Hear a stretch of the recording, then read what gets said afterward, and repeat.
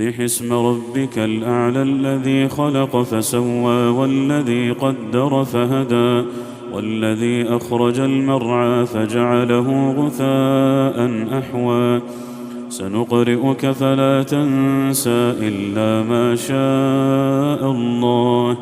إنه يعلم الجهر وما يخفى ونيسرك لليسرى فذكر إن نفعت الذكرى سيذكر من يخشى ويتجنبها الأشقى